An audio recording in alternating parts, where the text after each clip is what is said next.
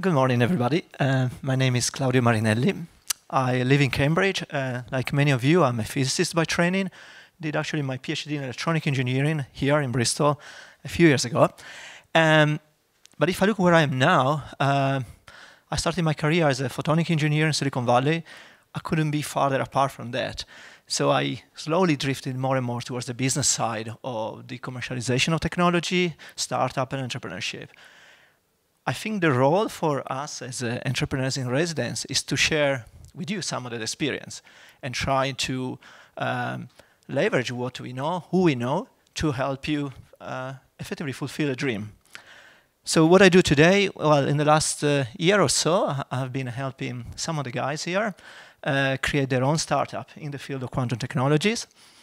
As a quasi full-time job, I actually am the general manager for a company in Cambridge that produces plastic solar cells. And that has been a very interesting ride.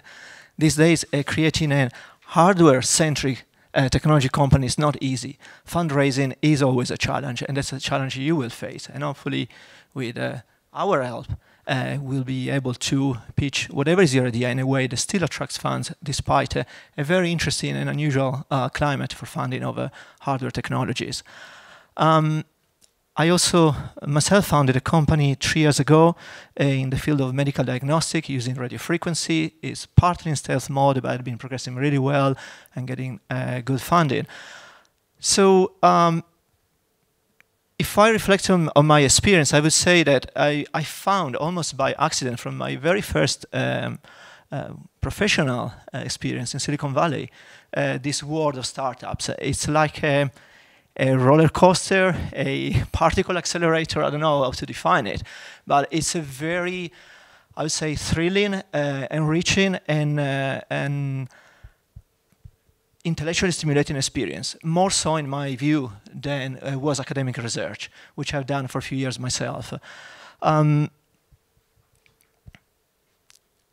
When I started, I couldn't stop it, basically. In the last 20 years, I've always been involved with startups and commercialization of technologies in various forms. As I said, as a co-founder, as a manager, as a member of the board of directors of various companies, and as an investor myself, as a venture capital investor. So I've kind of been on both sides of the fence, or all three sides of the fence, whatever you want to see it. And it has been very insightful to understand the perspective as a founder, as an entrepreneur, as someone who's seeking investment, as well as someone who commits investment towards a team and a company. In a nutshell, this is what I hope to share with you, my experience, my learnings, my networks, with the sole purpose of helping you focus, advance, and ultimately realize your entrepreneurial dreams. And this is what myself and I bet all the other entrepreneurs are here to do, make our time available to listen to you and basically use some of our learnings, some of our mistakes to prevent you from repeating those mistakes, as simple as that. And if we think we can connect you to someone who can complement, expand, augment our knowledge, we will do so anytime we can.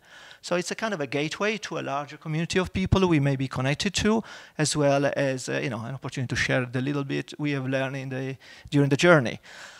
So if I try and make it a bit more concrete, what can you expect in terms of what are we going to talk about with you? What are the things where we may be able to help you?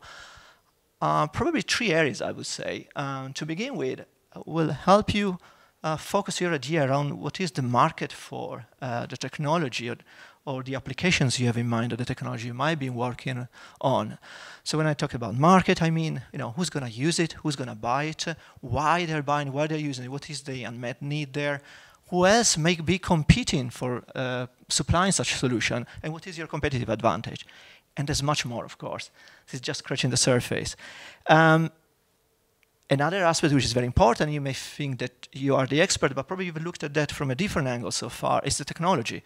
We're not going to help you solve any technical problem, but what we're going to help you with is to understand what are the differentiating attributes of your technology, what are the bits that you need to protect to create a barrier for others to imitate your technology or to secure profitability around the technology. But also, what is the roadmap towards engineering and productizing the technology? How you go from where you're now to something you can actually ship and sell. And the roadmap involves a number of technical challenges, how you order those challenges. We'll have a time scale associated with it. So how you break down the time scale to make the journey feasible and palatable to investor. And the other point is, if you look at the journey, how much is going to cost? That's a key question. Which takes us to the third pillar, I think, of aspects that we can help with, which is the business strategy. That is a kind of catch-it-all phrase which embeds a number of aspects of a startup. So it's all about, okay, who you're going to sell, who you're going to sell first, how much you're going to sell for, how you're going to profit, how you're going to build a stream of revenues that grow, how you're going to diversify across application, geographies, whatever it is. But most important, I think, nowadays, you always have a double challenge when you're looking at a business strategy, because the business strategy speaks to two different audiences at any time in a startup. You have your customer, and they are essential. Without someone that's been attracted by the way you propose your technology, your solution, any advantage of your solution, you will not go anywhere. At the same time, this is just a destination once you found it. Then you need to find the fuel to get there, and that's the investor. So that's the second audience. So when you think of business strategy, there's a part of the strategy it's about articulating what's the proposition, the value for your user and customer. The guy's going to pay for the product, whether it's a service or a box or whatever it is.